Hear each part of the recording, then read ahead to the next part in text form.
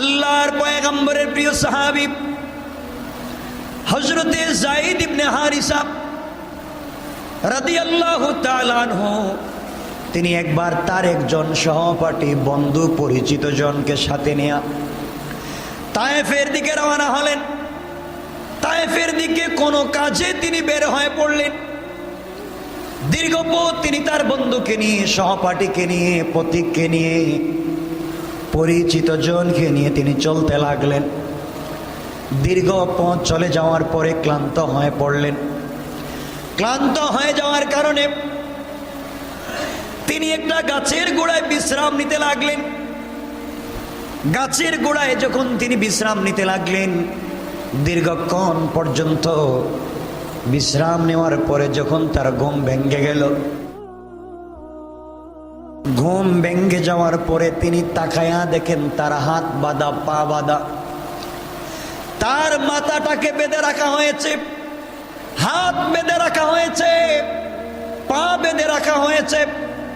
সূরা রহমানের তাফসীরে কাবীরে আর নুজহাতুল মাজালিসের আরবি নুসখায় লিখেন, যায়েদ ইবনে হারিসার হাত বাঁধা, পা বাঁধা। ঘুম থেকে উঠে গেলেন। উঠে তিনি তার সহপাঠী, বন্ধু, পরিচিত জন যাকে নিয়ে সফরে বের হয়েছিলেন, তিনি তাকে বললেন, পথিক মুসাফির, তোমাকে সঙ্গে নিয়ে বের হয়েছি। রাস্তায় আসার পরে বিশ্রামের জন্য গাছের গোড়ায় শুয়ে পড়েছিলাম, আমার হাত পা তুমি কেন বেঁধেছ? বন্ধু বলতেছে, ভাই যায়েদ ইবনে হারিসা, তুমি মনে করেছিলে তুমি আমার বন্ধু, আমি তোমার বন্ধু, এটা ভুল মনে করেছো, তুমি বুঝো নাই।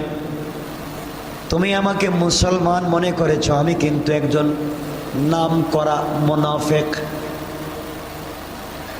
তোমার হাত পা এই জন্য আমি বেঁধে ফেলেছি, এই মুহূর্তে তোমাকে হত্যা করব। যায়েদ ইবনে হারিসা বললেন, আমার অপরাধ কি? কি অন্যায় করেছি যার জন্য তুমি আমাকে হত্যা করবে? ওই মুনাফিক বলতেছে, যায়েদ ইবনে হারিসা শোনো, আমি জানি তোমাকে মুহাম্মদ ইবনে আব্দুল্লাহ বড় ভালোবাসেন, তুমিও তাকে বড় ভালোবাসো। আমি জানি তোমরা একে অপরজনকে বড় ভালোবাসো। তিনি তোমাকে দিল থেকে ভালোবাসেন, তুমিও তাকে দিল থেকে ভালোবাসো। আমি জানি আমি যদি তোমাকে এই মুহূর্তে হত্যা করে ফেলি, আমি আর কিছু করতে পারি আর না পারি, তোমাকে মারলে মুহাম্মদের দিলে কষ্ট লাগবে, আর মুহাম্মদের দিলে যদি কষ্ট লাগে এতেই আমি শান্তি। বলেন নাউজুবিল্লাহ। মুহাম্মদ ইবনে আব্দুল্লাহকে কষ্ট দেওয়ার জন্য আমি তোমাকে হত্যা করতে চাই। যারা তাকে ভালোবাসে, সে যাকে ভালোবাসে, এমন একটা মানুষকে যদি হত্যা করতে পারে মনে বড় শান্তি পাবো। হযরতে যায়েদ ইবনে হারিসা এই কথাগুলো শুনলেন, দিলে বড় ব্যথা পেলেন। আহারে করলো কি আমার বন্ধু, আমি মুসলমান মনে করি, রাসূলের পিছনে সালাত আদায় করে নামাজ পড়তে দেখেছি, দস্তারখানে খেতে দেখেছি, মসজিদে যেতে দেখেছি, দাড়ি রেখেছে, লম্বা জুব্বা পরেছে। এই লোকটা মুনাফিক হয়ে গিয়েছে, আমাকে হত্যা করতে চায়। অপরাধ একটাই, আল্লাহ রসুল আমাকে ভালোবাসেন, আমিও রসুলকে ভালোবাসি। আজকালকে দুনিয়ায় এমন লোক পাওয়া যায় যারা রসুলকে ভালোবাসে, রসুল যাদেরকে ভালোবাসে, এমন লোকগুলাকে দুনিয়ার কিছু মানুষ বিপদে ফেলে দিতে চায়। আমার বন্ধুগণ, এক পর্যায়ে হযরতে যায়েদ ইবনে হারিসা চিৎকার করে আল্লাহকে বললেন, আগিসনি ইয়া রহমান। চিৎকার করে আওয়াজ করে বলছেন, আগিসনি ইয়া রহমান, হে রহমান আপনি আমাকে সাহায্য করেন। এ কথা বলে চোখ থেকে পানি ছেড়ে দিয়েছেন।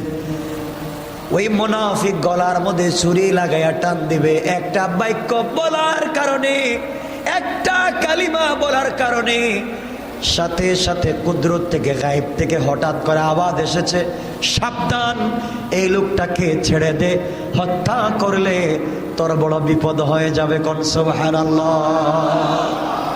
মুনাফিক আশ্চর্য হয়ে গেল, কে আওয়াজ করে? পিছন দিকে ঘুরে তাকালো, চতুর্দিক ঘুরে দেখে কেউ নাই। মনে করেছে ভুল শুনেছে, আবার তরবারি লাগাইয়া দিয়েছে। তিনি আবার ডেকে বললেন, আগিথনি ইয়া রহমান।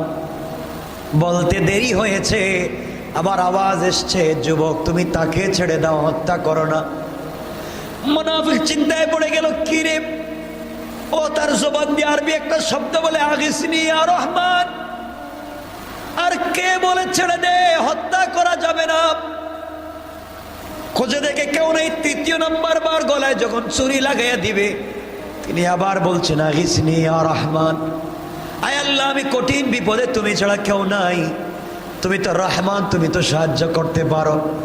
আবার কে আওয়াজ করেছে, সাবধান, খবরদার, তুই তাকে হত্যা করবে না, ছেড়ে দে। এই রাগ উঠে গেল, তরবারি ফেলে দিয়া পিছন দিকে তাকাতে লাগলো, কে এসেছে, কে আওয়াজ করে তাকায়া দেখে সুন্দর একটা ঘোড়ার পিঠে সুন্দর জুব্বা পরে একজন নজওয়ান যুবক বসে আছে, সুন্দর মাথার মধ্যে পাগড়ি। ওই নজওয়ান ঘোড়া থেকে নেমে তরবারি খুলে, কোনো কথা নাই, ওই মুনাফিকের শরীর থেকে মাথাকে আলাদা করে দেয়। এরপরে হযরতে যায়েদ ইবনে হারেসার শরীরের সবগুলো দড়ি দিয়ে বেঁধে দেওয়া, খুলে দেয়।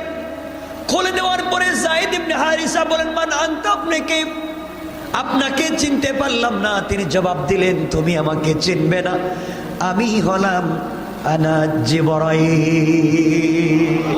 আল্লাহু আকবার। তুমি যখন চিৎকার করে বলছিলে, আগিসনি ইয়া রহমান, আল্লাহর কাছে সাহায্য চাইছো।